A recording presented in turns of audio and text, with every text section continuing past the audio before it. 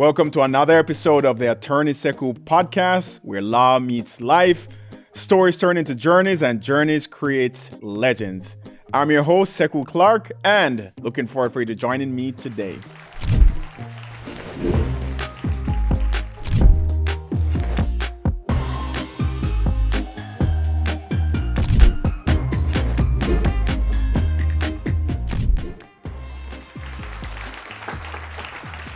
All right, so let's jump straight into it. It is April, and we have the biggest power couple in the month. And guess who that power couple is? It is your favorite two people, IRS and ICE. So the IRS and ICE, they will now be collaborating, where the IRS, for the first time ever, will be required to hand over personal information to ICE. So what does this mean, right? This really means that a lot of undocumented immigrants who they got their social security number when they were legal, but now they have transitioned to now being undocumented. And mind you, in the previous relationship with the IRS and with immigrants, whether they're documented or undocumented, it is, hey, we will protect your personal information, such as your date of birth, and most importantly, your location. We will protect you as long as you just pay your taxes. So, as you know, immigrants, undocumented immigrants, they have contributed billions over the last couple of years in taxes. But no, the US has said IRS must share their information. So now this is a power couple. What does this do? It now means that the IRS will give ICE information to undocumented immigrants. So now undocumented immigrants will now be on the radar of ICE. Of course, the DHS says that no, this is just for immigrants who have committed serious crimes or who have criminal backgrounds and convictions. But we know how that rhetoric has played out since the start of the year. So again, you know, I've always said, I am all for it. If someone is a national risk, if someone is creating havoc, if somebody is not the person that's supposed to be in the US because of crimes that they're committing, get them out. But now you have people who were initially told that, hey, while you work on your status, still pay us our taxes and we will protect your information. So now there's a change. The goalpost has moved. So now undocumented immigrants, their information will now be in the hands of ICE. Very interesting. Some may say it's very concerning, and some may say it is very necessary. But what do you think about that? Let us know in the comments. All right. But there is even another layer, which again, it's a lot of firsts for this quarter in 2025, which again, I mean, I feel like 3 quarters in 2025, and we just only finished 1 quarter, right? So the next layer now is when it comes on to social security numbers, right? So now there's a social security number snatch. So the US has now said that if you are an undocumented immigrant, we are going to cancel your social security number. What does that mean? And what's the impact of that for you if you are undocumented or your status is shaky? Is that once your social security number get canceled, it means you are now in a financial crisis. Your accounts, your credit cards, and everything that is related to your social security will no longer be accessible. How are they going to do that, right? So there's something called a death master file, right, that the Social Security has, in which if someone has died, they pretty much kill, no pun intended, they pretty much kill your social security so that nobody else can use it. People can't use it to vote, or people can't use it to gain any new financial access or financial resources. So now undocumented immigrants will now be placed into that death file, which it's lights out. It's going to be a financial crisis. And one would wonder, if I spent this much energy on so many other things, right, to use these type of resources to go after these people. Just imagine, we could possibly have free healthcare at some point, right? So a lot's going on. We now have the power couple of ICE and IRS, and they brought in their third wheel, which is the Social Security. But let's make it a little bit lighter, right? Come on. So there's no an ICE tip line. So the ICE tip line was made if you suspect any type of undocumented immigrants or anything related to immigration, you can call that number and report that person. But guess what happened? Apparently, people thought it would be completely funny to use that tip line to report the acting vice president, Elon Musk. So the line has been blowing up to the point where it was actually shut down because of all the prank calls of people saying, hey, we have to report this African.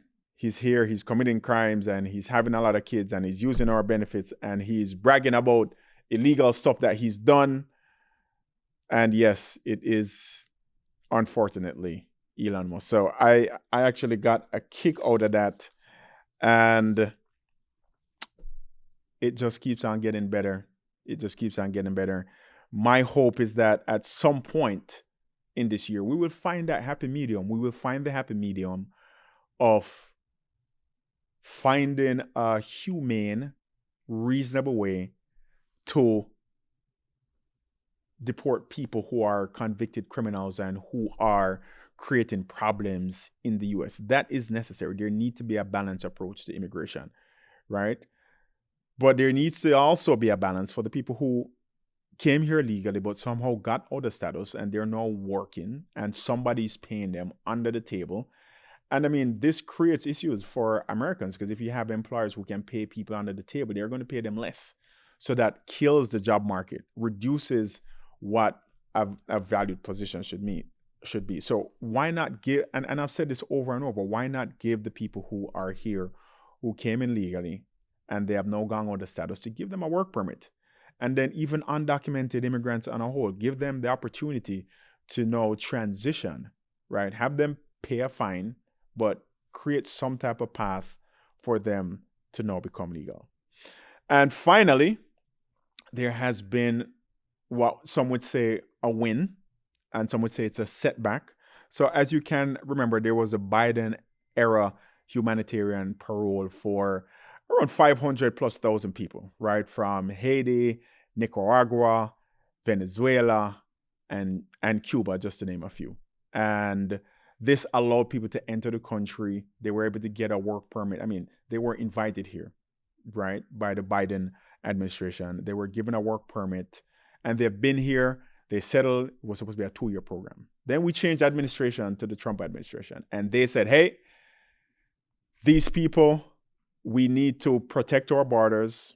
We need to end it and send them back. And there was a big uproar on both sides. One side was saying the way how they were invited, I mean, send them back. We have enough immigrants here already. And then you have the side was like, they were invited here legal. They have integrated into the system. And the Trump administration ended it. They ended it this year. So over 500,000 people who were invited here were saying, hey, go back home. What? Right? You invited me to this party, and then all of a sudden you have to say I have to pay at the bar and pay for the food. Anyways, guess what? As of this week, U.S. District Court judge said that we are going to put a stay on that end that the Trump administration put. So what does that mean? Right? It means that the program that was implemented and then paused and the people were asked to leave, that has now been paused. So it's like a take it out, put it back in, take it out, put it back in.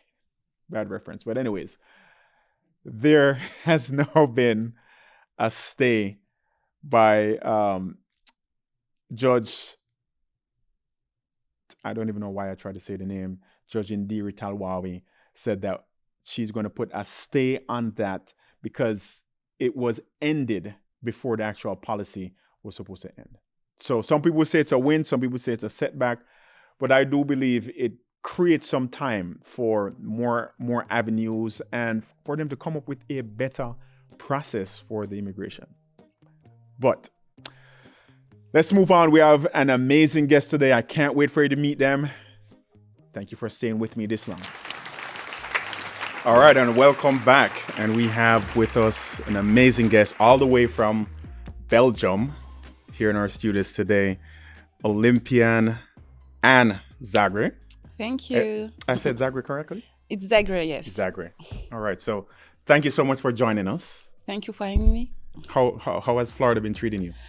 Pretty good, pretty good. The weather is good. The food is not that good, but it's okay. The food isn't that good? No, the food here is not, it's really bad, but... Really? Where have you been going? I don't know. I just think it's the American food, but yeah, it's all right. I really love to be here. Sophie, we need to get around some of the Colombian food here and some of the Jamaican food. I need the good addresses. Okay, I need that. All right. So let's jump straight into it, Anne, right? You've been flying over hurdles your entire life. Tell us a little bit about your journey. Like, how and when did you realize that I'm fast? That's a great question. Actually, I always knew that I was fast, you know, because when you play with kids at school, you know that you are fast. And also I have two other siblings, one older sister and one older brother. Did they do track as well? They didn't do track, but everybody in my family is really fast, you know? So I think, back to school, this is where I realized I was really fast. But I think the moment that clicked in my mind, it's when I did my first world championships. It was the youth championships under 18, if I remember correctly. And actually, I just started track, and then 2 years ago, I went there, and I got third. And I think it's really the moment I realized that, okay. And how old were you when you went to your first World Youth Championships? I think 17. So I started track at 15. Okay, so you're like a late bloomer. Yeah. And two years ago, we didn't have any standards. They say in Belgium, okay, you were under 14 second on the hurdles, you can go over there. You know, it was not like now here with regular standards. But I went there with a time, I don't know exactly, it was maybe 13:90 something. And then each race, I was faster and faster, and I got third. So it was really a key moment for me to realize that maybe I have something in me. Awesome.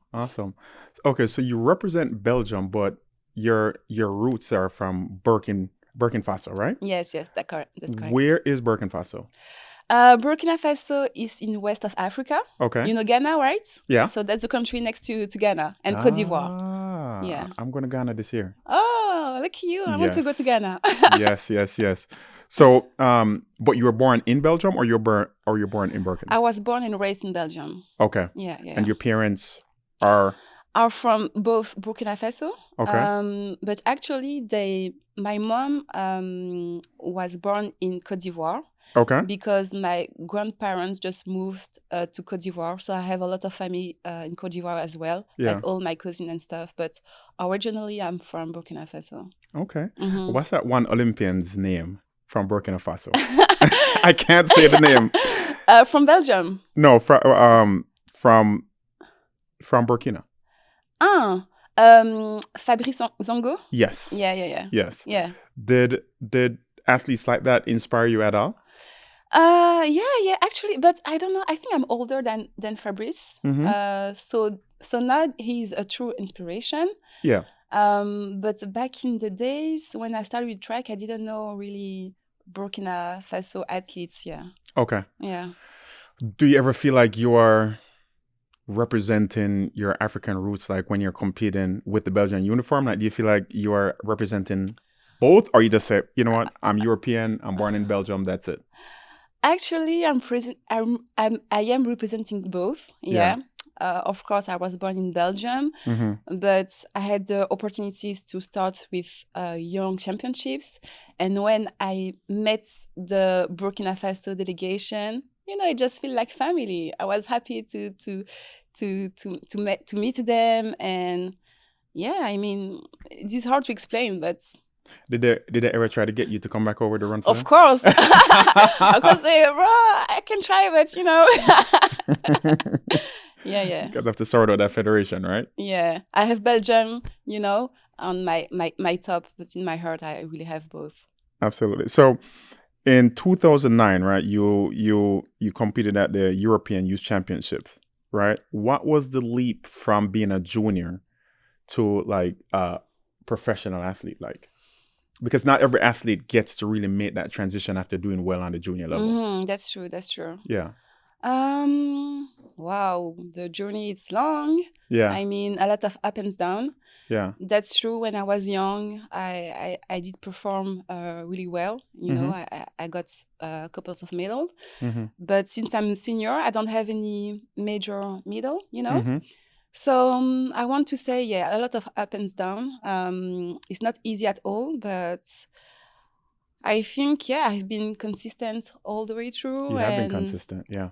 And just work every day. And I didn't reach what I really want to reach, but I'm really glad with what I've done before. Okay. But at the beginning it was just a joke, it was the easy part, Yeah. Because I have learned to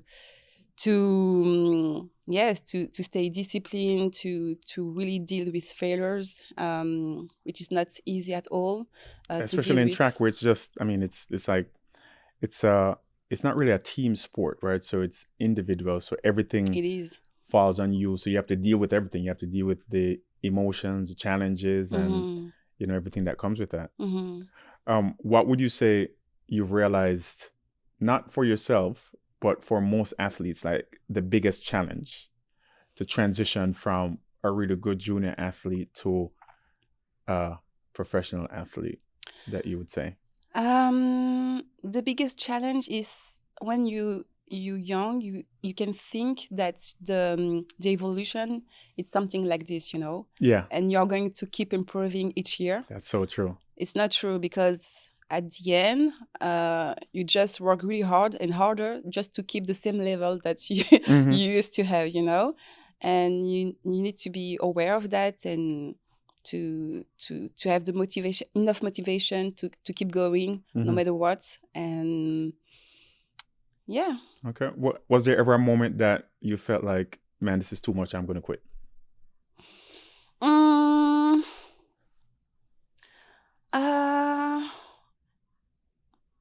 I never really had that feeling. It's true that sometimes some failures just really touch my heart, Yeah. Almost lost my mind. But it was not really a reason for me to quit, Yeah. I always wanted to continue. But for example, in Rio in 2016, so it was the Olympic Games, my second Olympic Games. Yeah. And actually I did the first race was good. Yeah. And then I went to the semifinal and I fell on the semifinal, Wow. Yeah. Which hurdle did you fall at? I think it's hurdle 6 or 7. Okay. Yeah, I remember really correctly. But it was crazy because I was in my zone, I think that some people call that the white moment, when you are really in your bubble, and everything is perfect. Yeah. And it was really the case for me. And this is something really rare that you can feel, and it was so perfect. And I just felt good. The warm-up was good. The weather was great. Oh. And then I think because hurdles, it's a lot of rhythm, and I didn't have the get to use of this kind quick rhythm, So the hurdles were coming up super fast. And I just did a small mistakes and I fell. So it was really hard, actually, really hard. But so what went through your mind when like you crashed and you're on the floor? You're on the rubber, you're on the track. What was going through your mind at that moment? I was like, are you kidding me? Yeah. I think I just touched my head like this. I was like, oh my God. You're like at the Olympic Games. Yeah. And you fall. You've been working for 4 years to get to this moment. What was the drive like back to the hotel and being in the hotel that night? I was so sad. So yeah, disappointed. Okay. But actually, it was not the worst part because I said to myself, okay, you did your best, you failed, and that's all right. But it's months later Yeah. that I have noticed some consequences of my fall, Okay. Yeah, because I was so sad and doing one day, and then one of my best friend Nafisa Toutiam got the gold medal at the Olympics. So after that, I She's went the with her. heptathlete? Yeah, she's Yes. the heptathlete. Yeah. We just went to party, for 4 days in a row. It was crazy experience. So I Yeah. really enjoyed myself. I was not in my head, Yeah. but I can say a few weeks and months later, yeah, That's when it hit you. yeah, really Wow. bad. How were you able to brush yourself off and start training again in the fall for the next season? Just keep going, Yeah. one step at a time. Yeah. I never question myself if I should stop or yes or no. Yeah, sometimes it's hard, but yeah, this is something I have in me, to show up every day, every time. Yeah. Okay. All right. So Belgium isn't really known for sprinters, right? And I know they've been over the last 10 years some really good ones, like yourself. You have the Barley twins. You have the heptathlete, Nafisa Toutiam. Tatiam. And do you find yourself, or do you find it challenging as like a Belgian sprinter to be able to get the right media, to get sponsors, and to really gain attention to Belgian sprinting? Not really, but I want to say that's not getting better and better because we now have a team, 4 teams with the relays. We have a team for the 4x1, women and men, and also with the 4x4. Yeah. So I think it's getting better. We can see we had back in the days Kim Gevart, which is Kim Gevart was really good. a great sprinter. Yeah. But it's getting better, so that's cool for the country. And actually, for the second, what did you say again? If I had difficulties is it? Do you feel like you're getting the right media attention and financial support? I think so. That's good. Because I did good result with really young, so I had a lot of media attention at this time. Yeah. It's not the case anymore, but who cares? So yeah, that makes my mom really proud. But yeah, I think I didn't have really difficulties with that, or Okay. Yeah. Is it a myth, right, that as a European but of African descent, do you find that there are more challenges, or it doesn't really make a difference? I can just speak for myself. Yeah.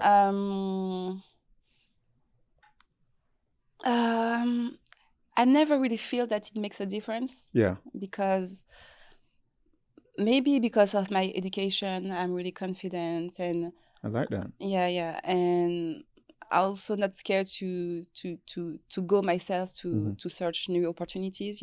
Okay. So you're naturally confident. Yeah, I think so. That's good. That's good. So you said your education, that you feel like that makes you more confident as a woman, right? Tell us a little bit more about your education. Yes, I think it's my education, also my faith, Okay. So my mom always teach me to be humble, okay, maybe you got this medal, that's nice, she's proud, I'm proud, and life goes on. Yeah. And also with my faith growing, it's like every failures or setbacks I can see a lessons, Okay. and I can see really an opportunity disguise all the time. So really? I really think that. I'm an expert for that, Yeah. So yeah, I think that people can see me like, oh, she's smiling, she's lucky and stuff, but it just, I think I'm playing really well with the cards that I have. I don't know if that makes sense. No, that makes a lot of sense. Yeah. So like just working with what you have and not looking at what you don't have. Exactly. And I feel like a lot of people struggle with that. Yeah. But it's really hard because it's really hard not to compare to yourself with others, because there's such big difference between contracts, should I say, between athletes and stuff. But I really learned to stay on my own lane, using comparison to push myself, Yes. I think comparison can be good sometimes, Yeah. It depends how you use it. And for my part, it's really like, okay, you can do that. Maybe I can do the same. Or you can have that. I'm going to have the same, Yeah. And I'm really lucky because I have a good group of friends as well. Yeah. And we really support each other, to do our best. That's good. So you have like your own community. Yeah. That's nice. And, That's nice. Yeah, great friends. All right. So 2020 Olympics in Tokyo, like racing it in the pandemic. Like, what was that Olympics like? Different. Yeah? Yeah. Because there's nobody in the stands, right? Yeah. And tell us, because, well, hopefully, that Olympics is the only experience that athletes will have to go through that, right? So I'm sure it was more memorable in terms of doing the protocols, nobody in the stands. Yeah. How was that? Like, how was that mentally for you? Mentally, it was okay for me. Yeah. But I had the chance to do 2 Olympics before that. So my first one was in 2012, London. In London, yeah. It was crazy. The Yeah. crowd. I don't know. I don't remember how many people were in the stadium. I think it was maybe 70,000. So, yeah. It was crazy. Insane. So, it's true that the difference between both, it's totally different. It changed your experience. But at the end of the day, as an athlete, you are here to compete and to perform. And I think mentally it was the same for me. Doing my best, keep my focus, and so you have a really strong mindset, I can tell. I don't know. I'm trying. Okay. All right. So you've gotten the medals in the long jump also, correct? No, not in the. Okay. I did not the long long jump back in the days when I was young. I was good, but I stopped really early. Yeah. Okay. And how did you transition from the long jump to the hurdles? Or is it like in Jamaica, you started doing almost every event and then you just transition to what you specialize in? Yeah, right? I did the same. Actually, when I started, it was really randomly. Yeah. But whatever. The coach thought I was doing he wants me to put on the pole vault. Really? Yeah, crazy. Because before that, I was a dancer and I had a lot of muscles and power in my arms. So he thought, I said, Coach, I'm fast, So I started with triple jump, long jump, 200s and 100s. Okay. How long did you dance for? And what kind of dance? It was breakdance, hip hop, Really? I had a team. It was nice. Nice. I did some battles and stuff. So really, you were battling? Yeah. Okay. Yeah. Well, hold on. So I have to ask you. So what did you think about the breakdancing at the Olympics in Paris this year? My God. I prefer to say nothing about it. Yeah. Do you feel like you could have gone up there and done some breakdancing? Oh, it was awful. I didn't say that. Sorry. All right. So you've already inspired like a generation of Belgian athletes coming up, right? When you retire, like, do you think you want to coach? What do you see your next chapter looking like? The next chapter? Actually, I think I want to stay in the sports world, because I love it. I just love it. And I think that in sports, you can find some emotions that is really hard to find somewhere else, you know? So I don't see myself as a coach. Okay.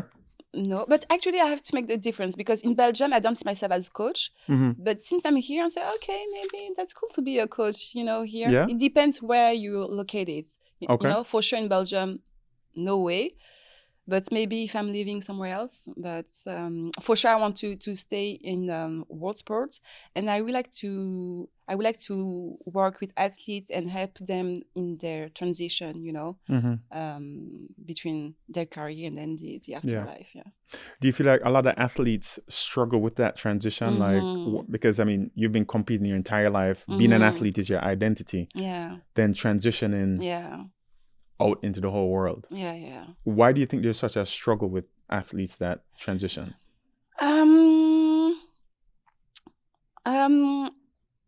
I think in Belgium you don't have a lot of stuff to help you first to transition. Yeah, it's really hard to people, and also you have done that for so many years. You are an expert in your domain. And yeah, you need to reinvent yourself.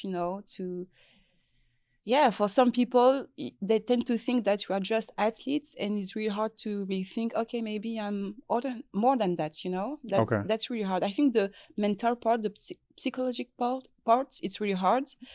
And also to transfer your skills in the business world as well, it's not easy. I think we have, as athletes, good skills to do that, but to know exactly how to do it, it's not always easy. So yeah. One thing I've always been a huge advocate of, right, because especially like yourself and other track athletes that have competed at the highest level, it takes discipline, it takes some form of leadership, it takes consistency, right? And I firmly believe that all these skills, you can transition that into being an entrepreneur or into any area of business. But I feel like athletes don't make that connection.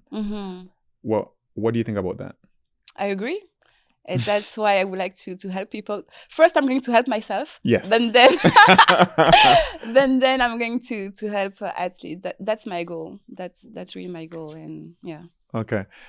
What do you want people to remember you for when that time comes and you retire and they look at Anne as this Olympic Belgian athlete? What do you want people to remember the most about you? Not really about my results, but I hope that I had like a good impact on people. Yeah. I'm always trying to be nice to people, so I would like to be remembered like a good girl, nice girl, good vibes, good energy. I think so. Okay. And what do you have to say about that girl who is looking at you and wants to be the Olympian and get the results that you have achieved? And she's a junior right now. What would you say to her if you could? So many things. First and foremost, to believe in yourself. Yeah. That's the key, to believe in yourself. And as I said before, you can compare to other people, but you have to keep on your own lane, and just to compare yourself to help you. Yeah. Believe in yourself. And also I would like to say, every journey is different, every path is different. Yeah. I had a lot of medals when I was young, and then I have none when during my senior career. Yeah. So keep the focus on you. Yeah. Believe in yourself, and you can achieve amazing things. And yeah, be grateful as well. Awesome. Awesome. And this was such a good talk. I really appreciate you coming on. Thank you. You are our first European athlete. So. Oh, really? Yes. Okay, that's cool. It was definitely a good talk, and it was really good getting to know you. Thank you so much for coming on. Thank you. All right. Merci.